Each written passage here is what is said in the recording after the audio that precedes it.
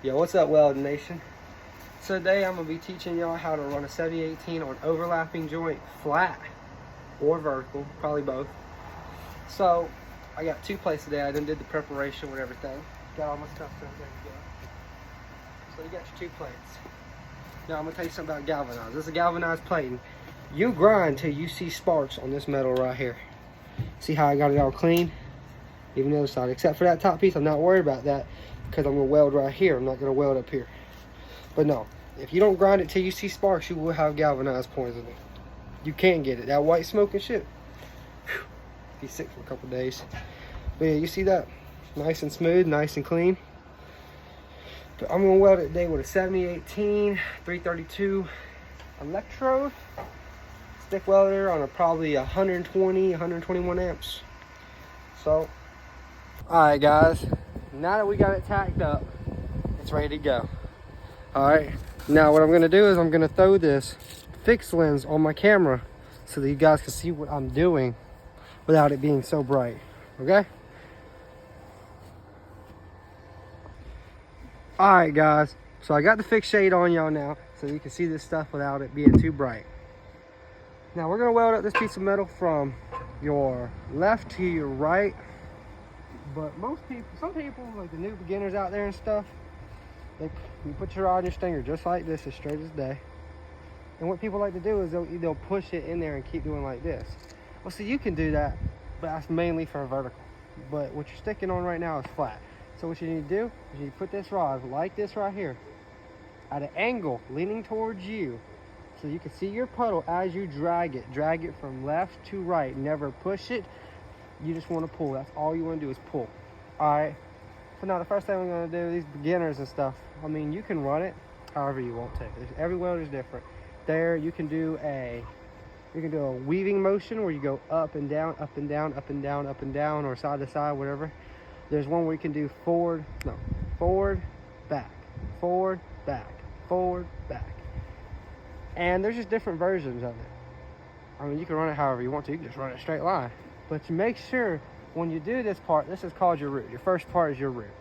Now, if you're just doing one beat to do it, make sure your metal's clean. Your 7018 will not stick as well as a 6010 without, if you have trash in it, it will not stick well. 6010, you run a 6010, it burns so hot, what it does is burn the trash out.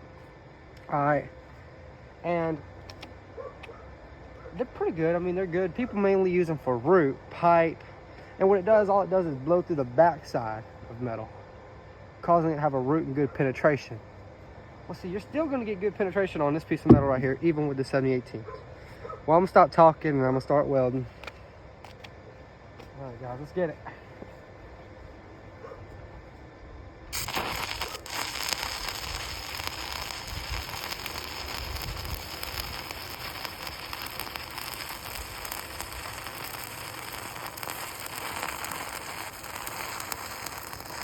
You guys see how I can still see my puddle, how I got it angled. I don't got my head stubbed in there at the same time.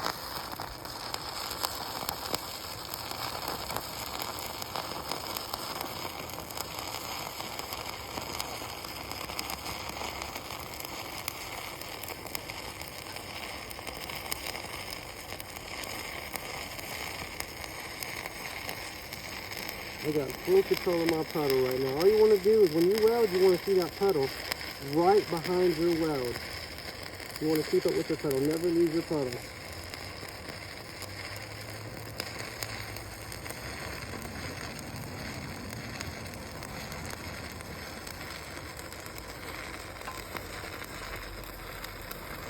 Now to restart, all you want to do is you want to start, I would personally, some people like to start exactly in the puddle where you left off. It's not the best way to do it. The best way to do it, I think, in my own personal opinion, is strike up right here and come back to it. But don't let it weld anywhere in here. Just strike up and bring it to the puddle real quickly, okay? Let it sit there for a second and then keep on going. Run your puddle. Alright. I'm gonna show you right here. So you'll need to practice that. That's a very important part of welding. So up here, come back. And that's all you got to do.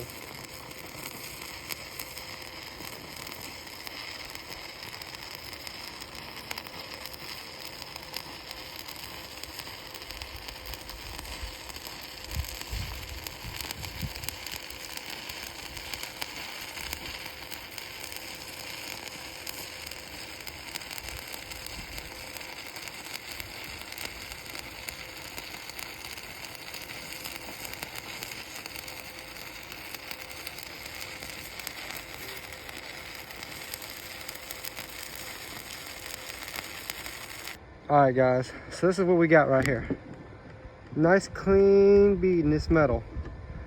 All right, now from this, all you want to do now is come to the bottom of that piece of metal, the 7018, and what you want to do is you want to come from here on the bottom. You want to stay on the bottom. So go from the middle of this weld to the bottom. Middle, bottom, middle, bottom, middle, bottom. And then we're going to do a top pass. And the top pass is going to go middle, top, middle, top, middle, top, middle, top, middle, top. You get what I'm saying? So what you're going to do is when you do this, it's going to be your cap. Now you want to run your cap kind of hot. Not real hot now. Let's put it on maybe 125, 26. 130, depends on your machine. All right, so you're gonna got it cleaned up with a little bit more slag. Get all that out of there. You don't want no slag in your weld, because what it causes is porosity, and that is a no-go when you're going through X-rays. Now, if you're like farm welding and stuff, you don't have to take care of it. But if you know what you're doing and you're really good at what you do, and you want your stuff to look really good, chances are you're gonna get rid of the slag. See, it's a nice little pretty weld.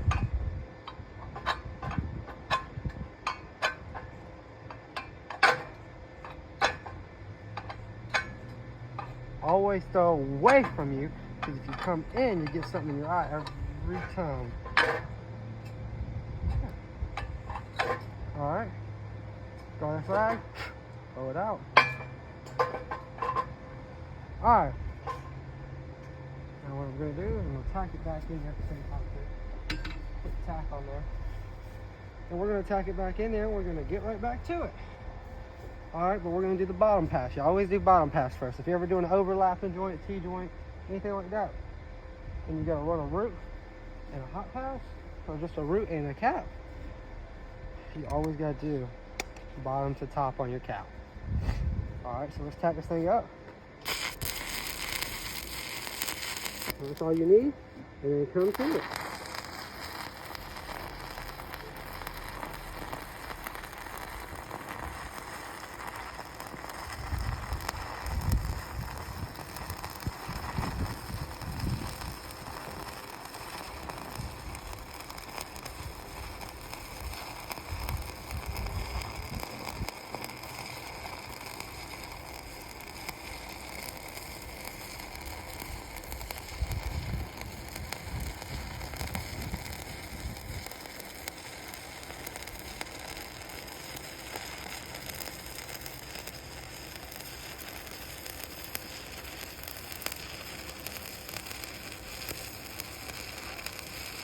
But don't rush your weld. Even though your rod's getting short, don't rush it. You can always grab a new stick and restart.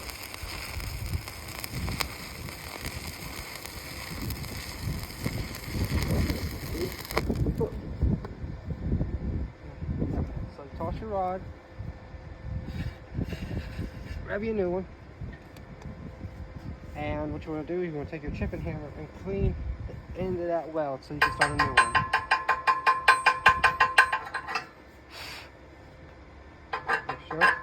Nothing in it, and come right back to it.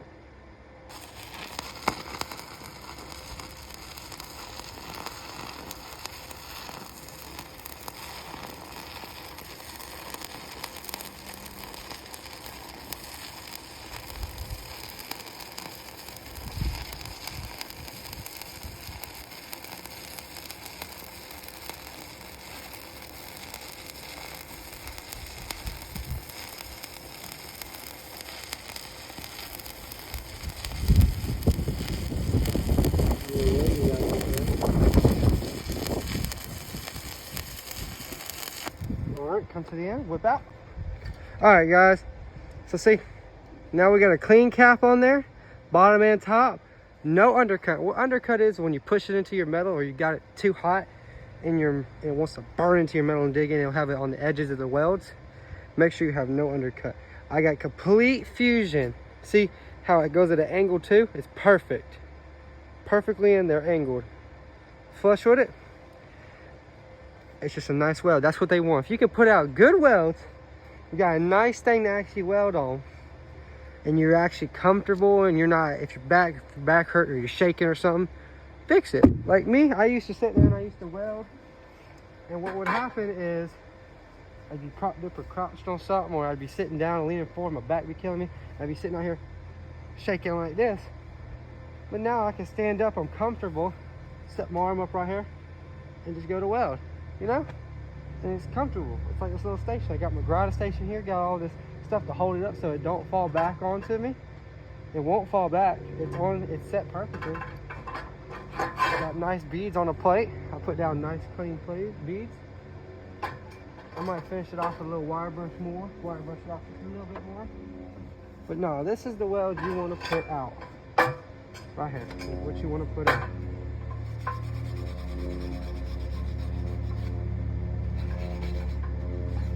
It's hot.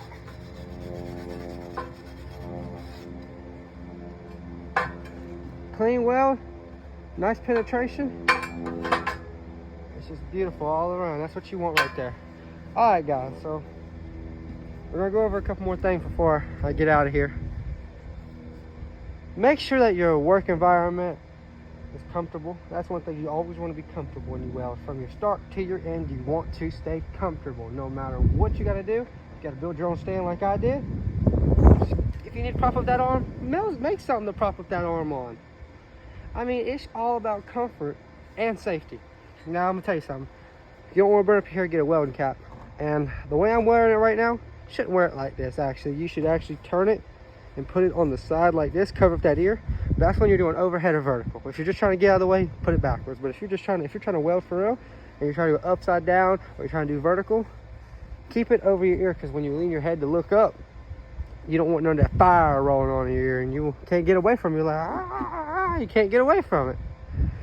And there's just no point in all that. Now, if you're doing flat and stuff, you could choose how you want to wear it, honestly. But if you're doing vertical or overhead, wear it on the ear, whatever side. If you're welding, if you look this way, put it on this ear. If you look this way, put it on this ear. It all just depends on the person. And make sure that you wear your correct safety gear. You don't have to get a helmet like this. You can go to Hobart or Tractor Supply or some cheap welding hood and get one that's nice, you know? You don't gotta be good and fancy like mine. It really don't. Just get something that's decent, that's comfortable with you, that's not too heavy. I mean, I have a fixed shade, and you can get an auto darkening, and what it does is before you weld, you can see it, and then when you start welding, it'll go dark. Nice, it's real nice. I got grinding mode, they got plasma cutter, torch mode, they got all types of stuff on them. You get whatever you like. All right, if you want to go cheap with it. Make sure you have a good pair of gloves, a good welding jacket, a good welding cap. Make sure you got proper safety gear on, glasses, everything. You never ever do not want to have, you never want to come out here welding a damn t-shirt or some shorts over here. Boy, you gonna have some UV burn like no tomorrow. Well, guys, I think that's it for today, and I'll holler at y'all again.